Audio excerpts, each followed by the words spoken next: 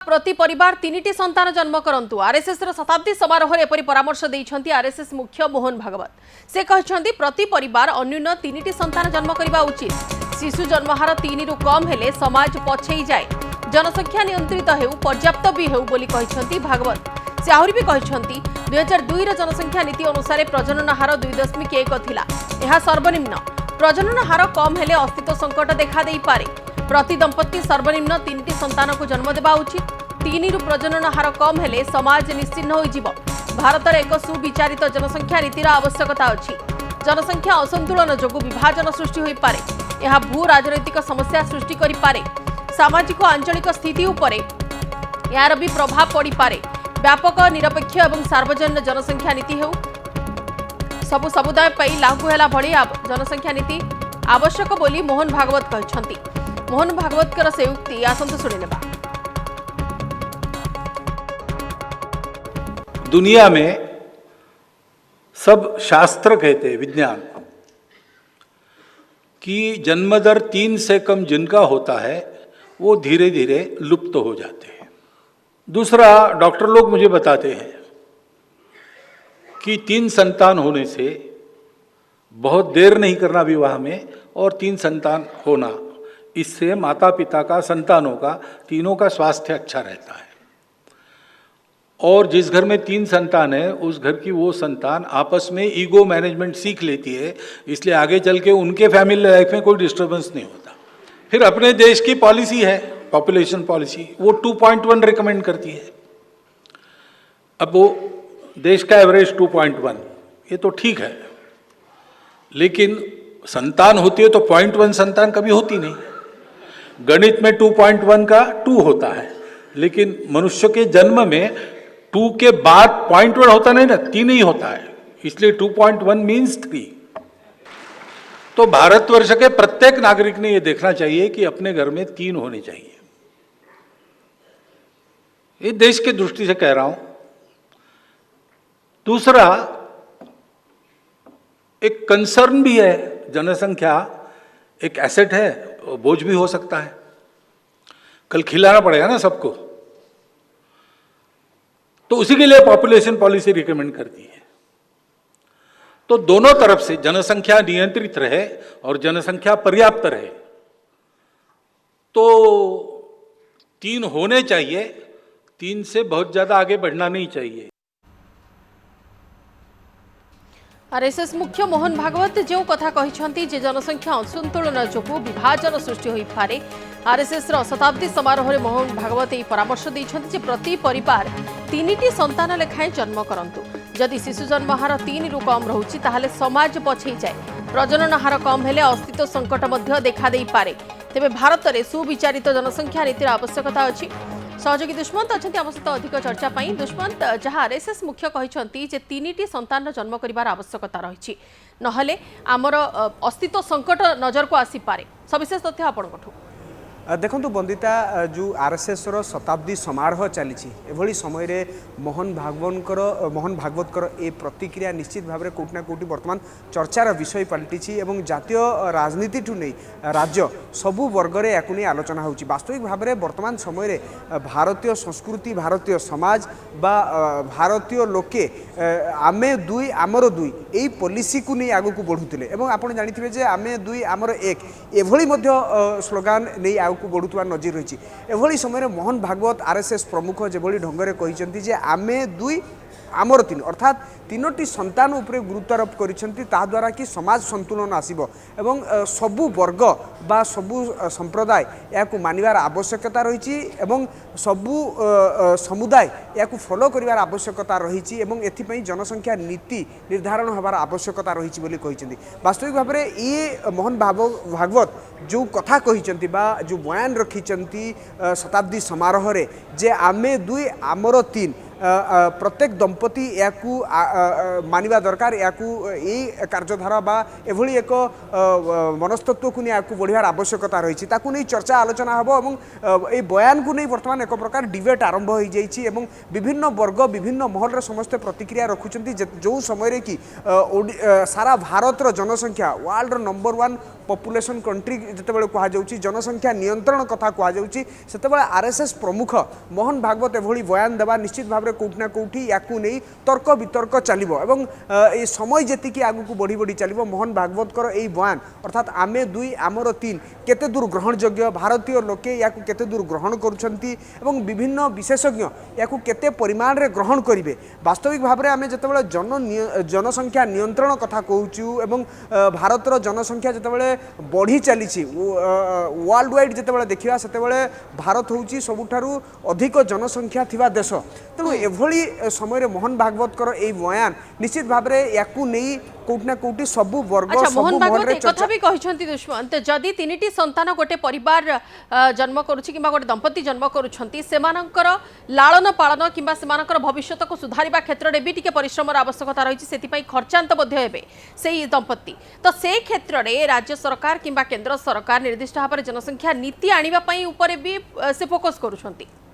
देखो आज तांकर बयान को जदि ठीक भाव में अनुशीलन करेंगे विभिन्न परामर्श देइछंती याकू नहीं आलोचना पर्यालोचना हवा दरकार किंतु मोहन भागवत कहीं एभली जितेबाला शतवार्षिक पालन करुछि आरएसएस राष्ट्रीय स्वयंसेवक संघ जितेबाला शतवार्षिक पालन करुछन से कहा कौन पाई एभली बयान रखिले एवं से सनातन संस्कृति बा हिंदू संस्कृति आड़ को इंगित करी एभली किछि कहिसंती कि जे पॉपुलेशन हिंदू मानकर संख्या बढ़िवार आवश्यकता रही तेणु से दिग प्रति विशेषज्ञ माने कहिबे किंतु बड़ कथा होउची जेतेबेले सारा देश जनसंख्या नियंत्रण करिया पई चेष्टा करूची समस्ते आमे दुई आमर दुई बा आमे दुई आमर एक एई स्लोगान को नै आगु को बढ़ुतबा बेले मोहन भागवत एक कथा कहउछंती जे परिवार रे तीनिटी संतान निहाती आवश्यकता रहिछि जहाको संतुलन रखिबो परिवार भितरे व अस्तित्व संकट मध्ये सृष्टि हेबो नाही धन्यवाद दुष्मंत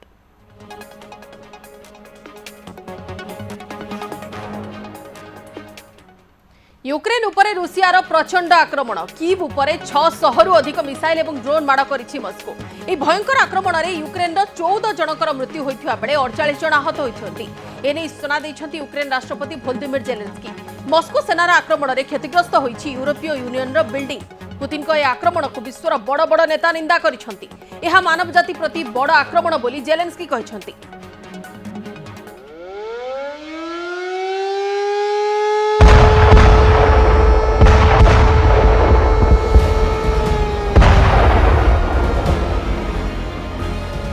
यूक्रेन उपरे रूसियार भयंकर आक्रमण 600 रु अधिक मिसाइल और ड्रोन आक्रमण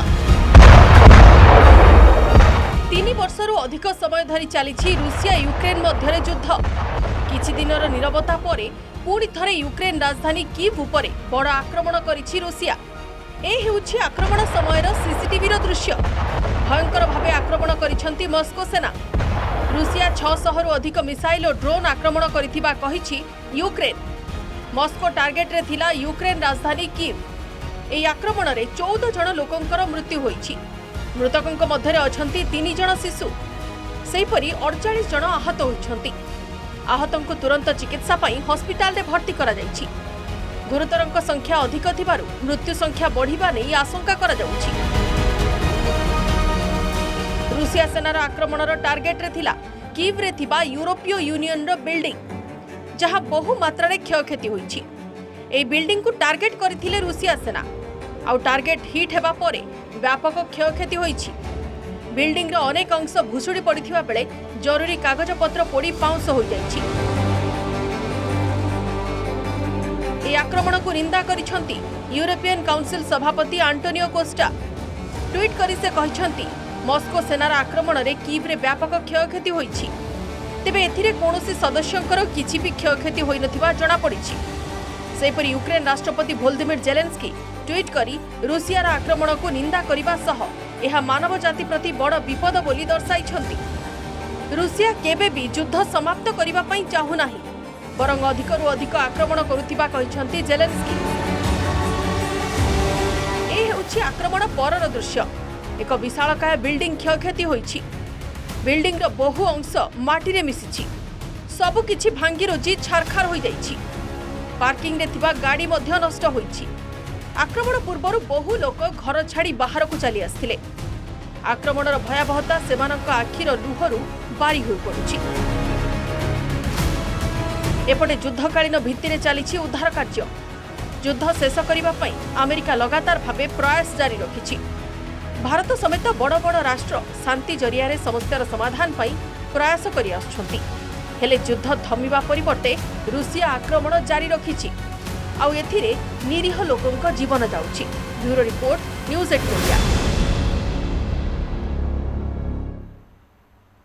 एका होइजिबा अमेरिका गोटिए मंचरे एकाठी हेबे भारत चीन रूसिया चीन हेबाकु थिबा एसीओ सम्मेलन में विश्वर लागि रहितिबा विभिन्न प्रसंग उपरे आलोचना करिवे पीएम मोदी प्रेसिडेंट पुतिन एवं सी जिनपिंग एई बड़ मंचरे अमेरिकार टैरिफ निष्पत्ति एवं यूक्रेन युद्ध प्रसंग रे होई पारे आलोचना एथि सह 7 वर्ष परे गोटिए मंचरे एकाठी हेबे मोदी और जिनपिंग किपरि दुई देश मध्य वाणिज्य कारबार बढ़िबो सीमार लागि रहितिबा समस्यार समाधान हेबो से नै हेबो आलोचना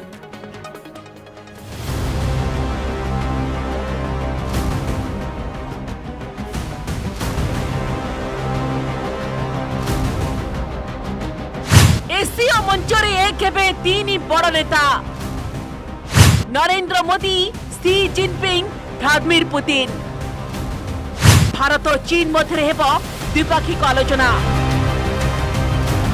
अगस्ट 31 और सेप्टेम्बर 1 सारा विश्वर नजर रही एही तारीख उपरे कारण गोटिए मंचरे एकाठी हेबे विश्वर तीन बड़ नेता प्रधानमंत्री नरेंद्र मोदी चीन राष्ट्रपति सी जिनपिंग एवं रशिया राष्ट्रपति व्लादिमीर पुतिन अमेरिकार टैरिफ निष्पत्ति भितरे अनेक गुरुत्व बहन करुछि एसीओ सम्मेलनी एही मंचरे अमेरिका विरोध रे होई पारे बड़ रणनीति कुआ जाउछि भारत उपरे ट्रम्प अत्यधिक टैरिफ लगाइबा एथिपाई रशिया सह तैल किणाबिका को दायी करिबा और चीन विरोध रे डोनाल्ड ट्रम्प को विस्फोटघात एबे अमेरिका पई मुंड व्यथार कारण पलटिछि किभଳି वाणिज्य क्षेत्र में अमेरिकार निष्पत्ति को काउंटर करा जिवो एवं एशिया महादेश एक होई यार मुकाबिला करिवे ता उपरे खसड़ा प्रस्तुत होई पारे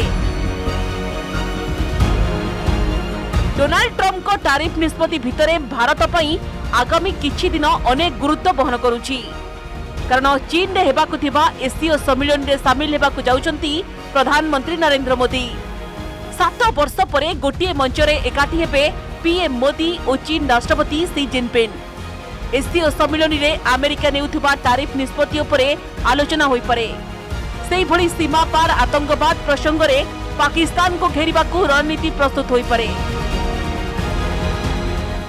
जहाँ तक अभी ताल्लुक है of the declaration at this summit that is under finalization, the text.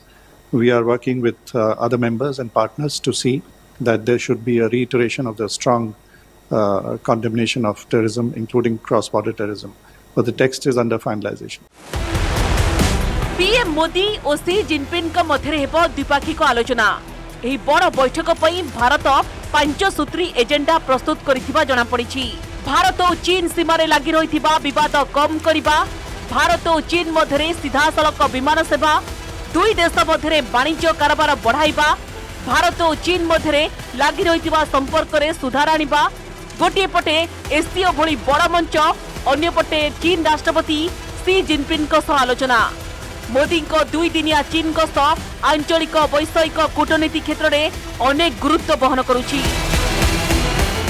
Bharat और चीन के सुधरते रिश्ते ट्रम्प टैरिफ ऑपरेशन सिंदूर के बाद पाकिस्तान के सीमा पार आतंकवाद के बीच प्रधानमंत्री नरेंद्र मोदी का चीन दौरा बहुत ही महत्वपूर्ण है 6 साल बाद प्रधानमंत्री नरेंद्र मोदी चीन के दौरे पर जा रहे हैं और देखना यह होगा इस दौरे के दौरान कि आखिर दोनों देश विश्वास बहाली और अपने संबंधों को लेकर कितने कदम आगे बढ़ते हैं। अमेरिका को एक घरकिया करबा पई आरंभ होइछि योजना एथिपाई बेजिंग नु नुआ दिल्ली आसीथिला एक बड़ मेसेज जातीय गणमाध्यमर सूचना अनुसार चीन राष्ट्रपति सी जिनपिंग को कार्यालय भारतर राष्ट्रपति भवन को एक चिठी आसीथिला ट्रम्प को टैरिफ निष्पत्ति परे दुई देश मध्य भल संपर्क स्थापन करबा एवं एशिया महादेश रे मजबूत होई काम करबा उपरे जोर दिया जायतिला एही चिठी राष्ट्रपति भवन नु आसी पहुंचीथिला पीएम मोदी को पाखरे बेजिंग रो आसीथिबा एही चिठी अनेक गुरुत्व रखुछि। आउ एबे एसीओ सम्मिलन रे एक होई गोटिए टेबुल ले बसिबाकू जाउछंती दुई देशर नेता, जहां पर रहिछि सारा विश्वर नजर। Bureau report, news 18 Odia. स्नेह सम्मान और मिलनर पर्व नुआखाई, समस्तक सह मिसिबा एकाठी बसी खाइबार पर्व नुआखाई। এই শুভ মুহূর্তକୁ চাহি রহিথাନ୍ତି ସମସ୍ତେ ଆଉ এই ସୁଯୋଗକୁ ହାତଛଡ଼ା କରିନାହାନ୍ତି ନେତା। କେନ୍ଦ୍ରମନ୍ତ୍ରୀ ଧର୍ମେନ୍ଦ୍ର ପ୍ରଧାନ ହୁଅନ୍ତୁ କି ରାଜସ୍ୱ ମନ୍ତ୍ରୀ ସୁରେଶ ପୂଜାରୀ ଅବା ବିଧାୟକ ଜୟନାରାୟଣ ମିଶ୍ର, ସେପରି ବଲାଙ୍ଗୀର ରାଜ ପରିବାରରେ ମଧ୍ୟ ନୂଆଖାଇ ପାଳିଛନ୍ତି କେଭିଓ କଳିକେଶଙ୍କ ପରିବାର।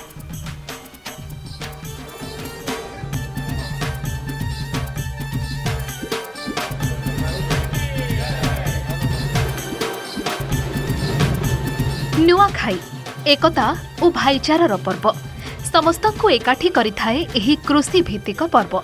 वर्षर ही गोटिए दिन जो दिन राग रुषा भूली समस्ते एकाठी बसी नवान्न खाई थांती। आजिर दिन में लोकंक सह मिसिबार सुजोग को हाथ छड़ा करिनाहांती नेता। केंद्र शिक्षा मंत्री निज निर्वाचनी क्षेत्र संबलपुर सिंदूरा पंकाठारे श्याम सुंदर पतिंक बासभवन में सपरिवार नुआखाई पालिथिले। परे पत्नींक सह जाई मां समलेईंकर दर्शन करथिले। मंदिर परिसर रे राजस्व मंत्री सुरेश पूजारी विधायक जयनारायण मिश्रंक सह बसी प्रसाद सेवन करिसेंती धर्मेंद्र। ये नुआखाई आत्मीयतार पर्व, कृषक मानकर पर्व, ये गण पर्व, ये सांस्कृतिक पर्व, यार आध्यात्मिकतार भी जोड़ी होगी अच्छी। समाज रे सौहार्द भाव बढ़ू, संस्कृति बढ़ू, संस्कार बढ़ू, समस्ते परिवार लोक मैंने जी जोटी थाऊ एपट अंचल रे पश्चिमांचल रे समस्ते घर को फेरिकी सब आत्मीय मान सांगे नुआ एकाठी खाती, जुहार करती, गुरुजन मान को जुहार करती। हम शस्य नहीं इष्टदेवी पाखे पहुँचे एवं इष्टदेवी को अर्पण कलापर निजक समर्पण करे एवं प्रार्थना करें जे हे प्रभु पूरा मानव समाज रो मंगल हो, समस्तंकर पेट पूर्ण। राजनीति रे परस्पर विरोधी किंतु तिहार बेले समस्ते एक। निज भितरे जेते मतभेद थिले मध्य नुआखाई आसिले समस्ते एकाठी होइथांती। बलांगीर राज परिवार रे पालन होइछि नुआखाई। उप मुख्यमंत्री कनकवर्धन सिंहदेव और तांको पत्नी तथा सांसद संगीता सिंहदेव भाई कलिकेश नारायण सिंहदेव परिवार मिसिकरी नुआ खाइछंती। तेबे सानो भाई अर्केश नारायण सिंहदेव, काका खुड़ी अनंग उदय सिंहदेव और तांको स्त्री अनुपस्थित थिबा देखिबाकू मिलिथिला। माँ पाटनेश्वरी, समलेश्वरी, दशमती, महाप्रभु जगन्नाथ समस्त को मंगल करुन, समस्त को परिवार को सुख शांति रे तांको जीवन ज्ञापन करिवा पाई तांको आशीर्वाद करुन एवं समस्ते समाज रे एक हेकरी मिसी करी तांको जीवन को आगु नौ। आज जुग रे अनेक लोक अनेक जगार रही जाऊँ काम लगी पाठ लगी, तेणु जमी आगामी दिन में होता पूर्व दिन में होता कि सब काम धाम छाड़ी कर आसी पारे, आज जुग सब संभव नहीं हुए। और बहुत स्वादिष्ट भोजन खाएछन और भात दाली और समस्त खट्टा, तो आज परिवार सब मिलीमिशी करी एका सांगरे बसी करी खाएछन, मते बहुत भल लागसी। कंटाबांझी विधायक लक्ष्मणा बाग तांको गाँ झुटुलु मुंडारे पाळिथिले नुआखाई।